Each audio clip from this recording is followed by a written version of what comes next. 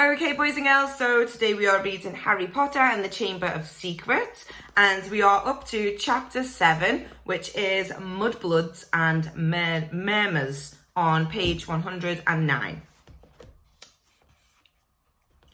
Harry spent a lot of time over the next few days dodging out of sight whenever he saw Gilderoy Lockhart coming down the corridor.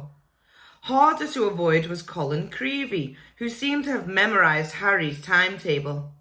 Nothing seemed to give Colin a bigger thrill than to say, "All right, Harry," 6 or 7 times a day, and hear, "Hello, Colin," back, however exasperated Harry sounded when he said it.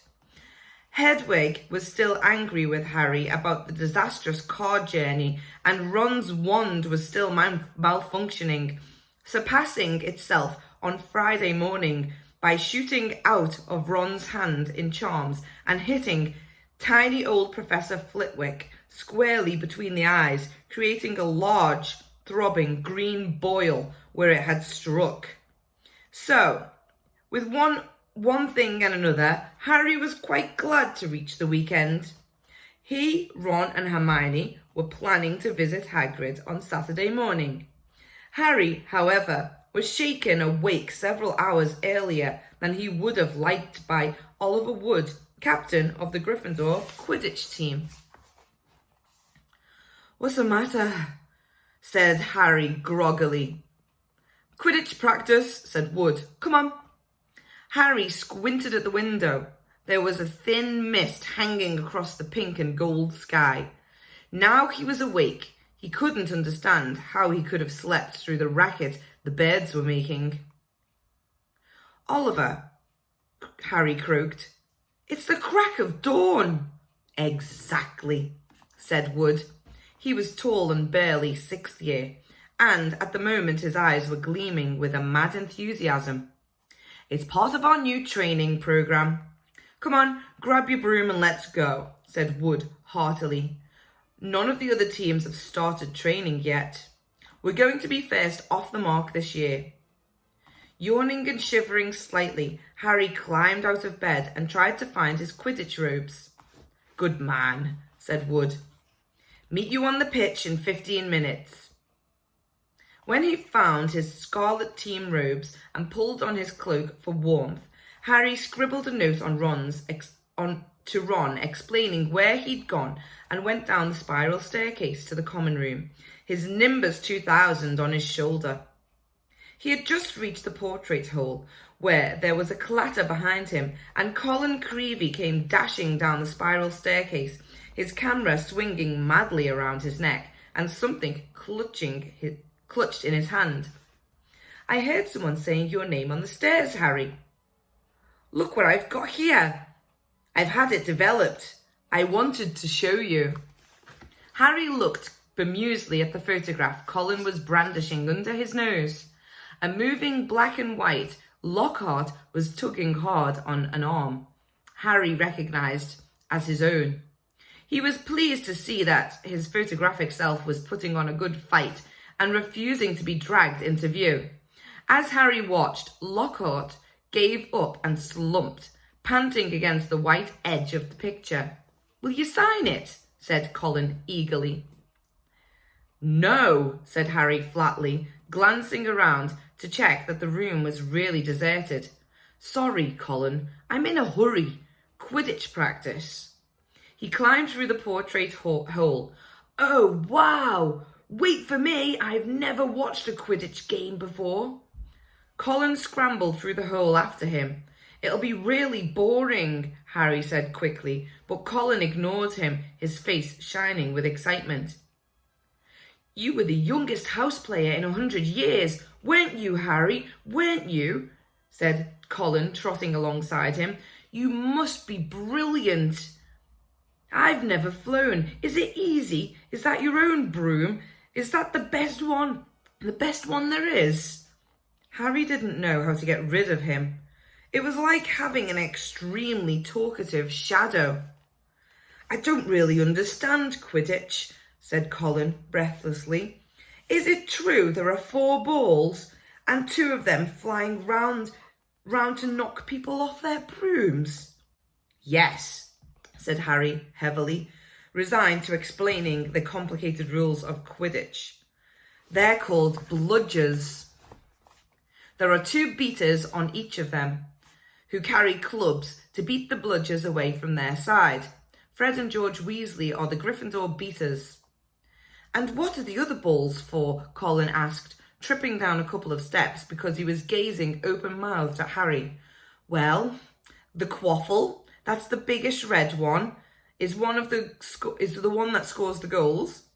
3 chasers on each team throw the quaffle to each other and try to get it through the goalposts at each end of the pitch. There are 3 long poles with hoops on the end. And the 4th ball is the golden snitch, said Harry, and it's very small, very fast and difficult to catch. But that's what the Seeker's got to do, because the game of Quidditch doesn't end until the snitch has been caught. And whichever team's Seeker gets the snitch earns his team an extra 150 points. And you're Gryffindor's Seeker, aren't you? Said Colin in awe. Yes, said Harry, as they left the castle and started across the dew-drenched grass. And there's the keeper too. He guards the goalpost. That's it, really. But Colin didn't stop questioning Harry all the way down the sloping lawns to the Quidditch pitch, and Harry only shook him off when they reached the changing rooms. Colin called after him in a piping voice, "I'll go and get a good seat." Harry and he hurried off to the stands. The rest of the Gryffindor team were all ready in the changing room. Wood was the only person who looked truly awake. Fred and George Weasley were sitting puffy-eyed and tousle-haired next to 4th year Alicia Spinnet, who seemed to be nodding off against the wall behind her. Her fellow chasers, Katie Bell and Angelina Johnson, were yawning side by side opposite them. "There you are. Harry, what kept you?" said Wood briskly. "Now, I wanted a quick talk with you all before we actually get onto the pitch, because I spent the summer devising a whole new training program, which I really think will make all the difference." Wood was holding up a large diagram of a Quidditch pitch on which were drawn many lines, arrows and crosses in different coloured inks. He took out his wand, tapped the board, and the arrows began to wiggle over the diagram like caterpillars, as Wood launched into a speech about the new tactics. Fred Weasley's head dropped right into Alicia Spinnet's shoulder, and he began to snore.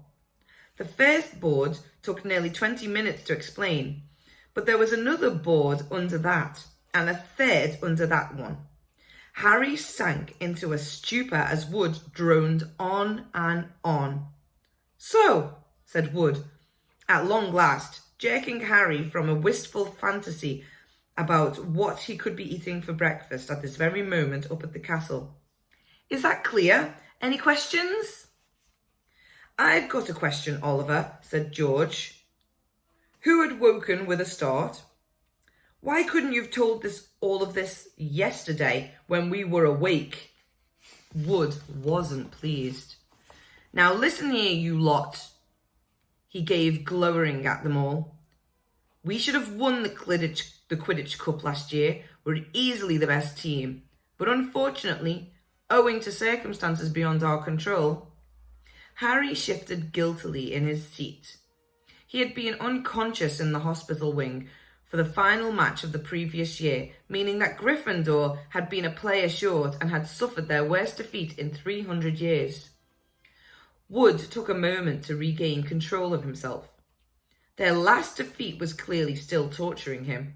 "So, this year we train harder than ever before, okay? Let's go and put our new theories into practice," Wood shouted, seizing his broomstick and leading the way out of the changing rooms. Stiff-legged and still yawning, his team followed. They had been in the changing room so long that the sun was up properly now, although remnants of mist hung over the grass in the stadium. As Harry walked into the pitch, he saw Ron and Hermione sitting in the stands. "Aren't you finished yet?" called Ron incredulously. "Haven't even started," said Harry, looking jealously at the toast and marmalade Ron and Hermione had brought out of the Great Hall. "Wood's been teaching us new moves." He mounted his broomstick and kicked at the ground, soaring up into the air. The cool morning air whipped his face, waking him far more effectively than Wood's long talk. It felt wonderful to be back on the Quidditch pitch. He soared right around the stadium at full speed, racing Fred and George. "What's that funny clicking noise?" called Fred as they hurtled around the corner. Harry looked into the stands. Colin was sitting in one of the highest seats, his camera raised, taking picture after picture. The sound strangely magnified in the deserted stadium. "Look this way, Harry, this way," he cried shrilly. "Who's that?" said Fred. "No idea," Harry lied, putting on a spurt of speed that took him as far away as possible from Colin. "What's going on?" said Wood, frowning, as he skimmed through the air towards them. "Why is the first year taking pictures? I don't like it. He could be a Slytherin spy trying to find out about our new training program." "He's in Gryffindor," said Harry quickly. "And the Slytherins don't need a spy, Oliver," said George. "What makes you say that?" said Wood testily. "Because they're here in person," said George, pointing. Several people in green robes were walking onto the pitch, broomsticks in their hands. "I don't believe it," Wood hissed in outrage. "I booked the pitch for today. We'll see about this." Wood shot towards the ground, landing rather harder than he meant to in his anger, staggering slightly as he dismounted. Harry, Fred and George followed. "Flint!" Wood bellowed at the Slytherin captain. "This is our practice time. We got up specially. You can clear off now." Marcus Flint was even larger than Wood. He had a look of trollish cunning on his face as he replied, "Plenty of room for all of us, Wood." Angelina, Alicia and Katie had come over too. There were no girls on the Slytherin team, who stood shoulder to shoulder facing the Gryffindors, leering to a man. "But I booked the pitch," said Wood, positively spitting with rage. "I booked it." "Ah," said Flint, "but I've got a specially signed note from Professor Snape. I, Professor S. Snape, give the Slytherin team permission to practice today on the Quidditch pitch, owing to the need to train their new Seeker." "You've got a new Seeker?" said Wood, distracted. "Where?" And from behind the 6 large figures before them came a 7th, smaller boy, smirking all over his pale, pointed face. It was Draco Malfoy. "Aren't you Lucius Malfoy's son?" said Fred, looking at Malfoy with dislike. "Funny you should mention Draco's father," said Flint, as the whole Slytherin team smiled still more broadly. "Let me show you the generous gift he's made to the Slytherin team." All 7 of them held out their broomsticks, 7 highly polished, brand new handles, and 7 sets of fine gold lettering spelling the words Nimbus 2001 gleamed under Gryffindor's noses in the early morning sun. "Very latest model. Only came out last month," said Flint carelessly, flicking a speck of dust from the end of his own. "I believe it outstrips the old 2000 series by a considerable amount. As for the old clean sweeps," he smiled nastily at Fred and George, who were both clutching clean sweep 5s. "Sweeps the board with them." None of the Gryffindor team could think of anything to say for a moment. Malfoy was smirking so broadly his cold eyes were reduced to slits. "Oh, look," said Flint, "a pitch invasion." Ron and Hermione were crossing the grass to see what was going on. "What's happening?" Ron asked Harry. "Why aren't you playing?" And what's he doing here? He was looking at Malfoy, taking in the Slytherin Quidditch robes. I'm the new Slytherin Seeker, Weasley, said Malfoy smugly. Everyone's just been admiring the brooms my father bought our team. Ron gaped, open-mouthed at the 7 superb broomsticks in front of him. Good, aren't they? Said Malfoy smoothly. But perhaps the Gryffindor team will be able to raise some gold and get new brooms too. You could raffle off those clean sweep 5s. I expect a museum would bid for them.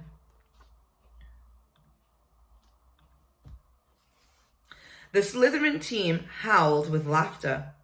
At least no one in the Gryffindor team had to buy their way in, said Hermione sharply. They got in on pure talent.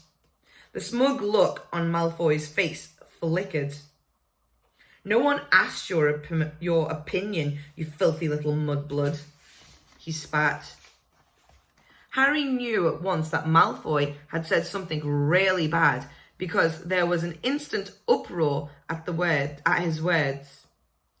Flint had to dive in front of Malfoy to stop Fred and George jumping on him. Alicia shrieked, "How dare you!" And Ron plunged his hand into his robes, pulled out his wand, yelling, "You'll pay for that one, Malfoy," and pointed it furiously under Flint's arm at Malfoy's face.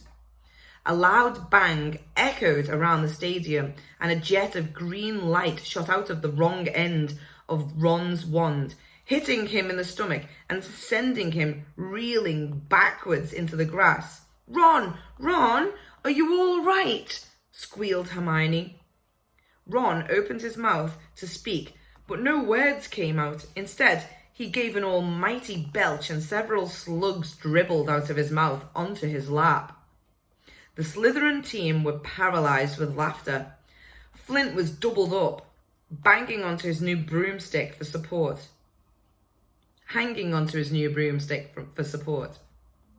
Malfoy was on all fours, banging the ground with his fist. The Gryffindors were gathered around Ron, who kept belching large glistening slugs. Nobody seemed to want to touch him. "We'd better get him to Hagrid's, it's nearest," said Harry to Hermione, who nodded bravely, and the pair of them pulled Ron up by the arms. "What happened, Harry? What happened? Is he ill? But you can cure him, can't you?" Colin had run down from his seat and was now dancing alongside them as they left the pitch. Ron gave a huge heave and more slugs dribbled down his front. "Oh," said Colin, fascinated and raising his camera. Can you hold him still, Harry?" "Get out of the way, Colin," said Harry angrily. He and Hermione supported Ron out of the stadium and across the grounds towards the edge of the forest. "Nearly there, Ron," said Hermione as the gamekeeper's cabin came into view. "You'll be all right in a minute. Almost there." They were within 20 feet of Hagrid's house when the front door opened, but it wasn't Hagrid who emerged. Gilderoy Lockhart, wearing robes of palest mauve today, came striding out. "Quick, behind here," Harry hissed, dragging Ron behind a nearby bush. Hermione followed somewhat reluctantly. "It's a simple matter if you know what you're doing," Lockhart was saying loudly to Hagrid. "If you need help, you know where I am. I'll let you have a copy of my book. I'm surprised you haven't already got one. I'll sign one tonight and send it over. Well, goodbye." And he strode away towards the castle. Harry waited until Lockhart was out of sight, then pulled Ron out of the bush and up to Hagrid's front door. They knocked urgently. Hagrid appeared at once, looking very grumpy, but his expression brightened when he saw who it was. "Been wondering when you'd come to see me. Come in then, come in. Thought you might have been Professor Lockhart back there." Harry and Hermione supported Ron over the threshold into the one-broomed cabin, which had an enormous bed in one corner, a fire cracking merrily in another. Hagrid didn't seem perturbed by Ron's slug problem, which Harry hastily explained as he lowered Ron into a chair. "Better out than in," he said cheerfully, plonking a large copper basin in front of him. "Get 'em all up, Ron." "I don't think there's anything to do except wait for it to stop," said Hermione anxiously, watching Ron bend over the basin. "That's a difficult curse to work at the best of times, but with a broken wand." Hagrid was bustling around, making them tea. His boarhound, Fang, was slobbering over Harry. "What did Lockhart want with you, Hagrid?" Harry asked, scratching Fang's ears. "Giving me advice on getting kelpies out of a well," growled Hagrid, moving a half-plucked rooster off the scrubbed table and setting down the teapot. "Like I don't know, and banging on about some banshee banished. If one word of it was true, I'll eat my kettle." It was most unlike Hagrid to criticise a Hogwarts teacher, and Harry looked at him in surprise. Hermione, however, said in a voice somewhat higher than usual, "I think you're being a bit unfair. Professor Dumbledore obviously thought he was the best man for the job." "He was the only man for the job," said Hagrid, offering them a plate of treacle toffee while Ron coughed squelchily into the basin. "And I mean the only one. Getting very difficult to find someone for the dark arts job. People aren't too keen to take it, see? They're starting to think it's jinxed. No one's lasted long for a while now, so tell me," said Hagrid, jerking his head at Ron. "Who was he trying to curse?"